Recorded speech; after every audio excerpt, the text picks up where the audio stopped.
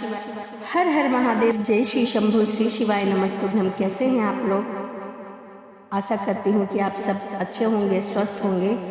इसी कामना के साथ आज हम सुनेंगे सेवा या पुण्य, इनमें से क्या बड़ा है? सेवा करना बड़ा है या फिर पुण्य बड़ा है? तो आइए इस कहानी के माध्यम से हम जानते हैं। देवताओं की प्रार्थना करना मनुष्य का आध्यात्मिक कर्तव्य है, लेकिन प्रार्थना उसी व्यक्ति की स्वीकार की जाती है जो सेवा भावी होता है। एक गुरुजी थे जो शिक्षा के साथ साथ अपने आश्रम में लोगों को चिकित्सक सेवा भी प्रदान किया करते थे। इनके इस कार्य में उनके दो शिष्य सहयोग दिया करते थे। दोनों शिष्य बड़े ही ईश्वर भक्त थे। वह प्रतिदिन सुबह ईश्वर की प्रार्थना करते थे। एक बार आश्रम में कोई रोगी आ गया। उस समय दोनों शिष्य अपनी प्रार्थना में व्यस्त थे।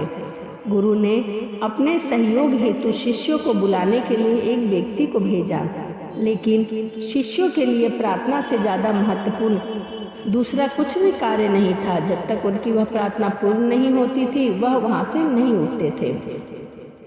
जब वह व्यक्ति शिष्य के पास गए तो उन्होंने कहा, अभी हमारी प्रार्थना चल रही है, प्रार्थना समाप्त होते ही हम आते हैं।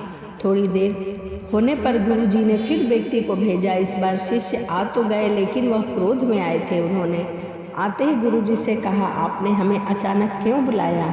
यह समय हमारी प्रार्थना का है। हम इस समय ईश्वर की पूजा के अतिरिक्त अन्य कोई कार्य नहीं करते। गुरुजी ने उस रोगी की ओर इशारा करते हुए कहा, मैंने इस व्यक्ति की सेवा के लिए तुम्हें बुलाया है। देवता तो किसी भी समय प्रार्थना स्वीकार कर सकते हैं, लेकिन सेवा करने का समय हमें कभी कभी प्राप्त होता है। सेवा प्रार्थना से ऊंची होती है, क्योंकि देवता भी यदि किसी की सेवा करना चाहते हैं तो नहीं कर सकते। उन्होंने भी सेवा करने के लिए मनुष्य शरीर ही धारण करना होता है। जो मनुष्य सेवा करता है उसकी अल्प समय की प्रार्थना को भी देवता स्वीकार कर लेते हैं। गुरु की बात को समझकर शिष्य अपने कृत्य पर लज्जित हुए और उस दिन से प्रार्थना से अधिक महत्व सेवा को देने लगे। वो समझ चुके थे कि देवताओं की प्रार्थना करना मनुष्य का आध्यात्मिक कर्तव्य है, लेकिन प्रार्थना के कारण किसी को तकलीफ हो, वह देवता भी उस प्रार्थना को स्वीकार नहीं करते। प्रार्थना उसी व्यक्ति की स्वीकार की जाती है जो सेवा भावी होता है। आइए इसी के ऊपर मैं एक कहानी और सुनाती हूँ आपको। एक नगर में बहुत ही धनवान सेठ रहता था। वह बहुत ही फैक्ट्रियों का मालिक था। एक दिन संध्या के समय अचानक उसे बहुत बेचैनी होने लगी। डॉक्टर को बुलाया गया, सारी जांचें करवा दी गई, परंतु कुछ भी नहीं निकला। उसको बहुत चिंता होने लगी। उसके समझ में नहीं आ रहा था कि क्या हो रहा है। रात्रि हुई, नींद की गोलियां भी खा ली, पर नींद नहीं आ रही थी और बेचैनी कम होने का नाम नहीं ले रही थी। वह रात्रि को उठकर 3 बजे घर के बगीचे में घूमने लगा। घूमते घूमते उसे लगा कि बाहर शांति है, तो वह बाहर रास्ते पर पैदल ही निकल गया। टहलने लगा। चलते चलते हजारों विचार करके मन में चल रहा था। अब वह घर से बहुत ही दूर निकल चुका था और थकान की वजह से एक चौतरे पर बैठ गया था। उसे कुछ शांति मिली तो वह आराम से बैठ गया। इतने में एक कुत्ता आया और उसकी चप्पल उठाकर ले गया। सेठ ने देखा तो वह दूसरी चप्पल उठाकर कुत्ते के पीछे भागा। कुत्ता पास ही के बने कच्चे घर में घुस गया। सेठ भी उसके पीछे पीछे उस घर में घुस गए। सेठ को समीप आता देखकर कुत्ते ने चप्पल वहीं फेंक दी और चला गया। सेठ ने चैन की सांस ली और अपना चप्पल पहनने लगा।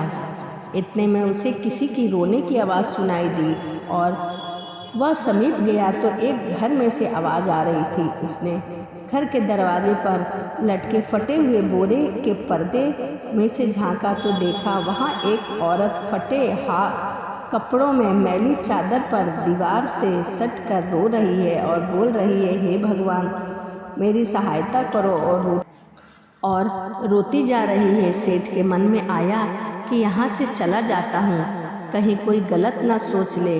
वह कुछ आगे गया तो उसके दिल में विचार आया कि आखिर वह औरत क्यों रो रही है, उसकी क्या समस्या है।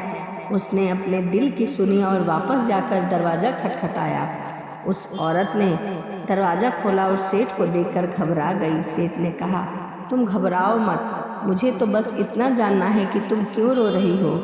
औरत की आंखों से आंसू टपकने लगे और उसके पास ही चादर में लिपटी हुई 7-8 साल की बच्ची की ओर इशारा किया और रोते रोते कहने लगी, मेरी बच्ची बहुत बीमार है, उसके उपचार में बहुत पैसा लगेगा। मैं तो घरों में जाकर झाड़ू पोछा का काम करके अपना पेट पालती हूँ, मैं कैसे उपचार कराऊँ।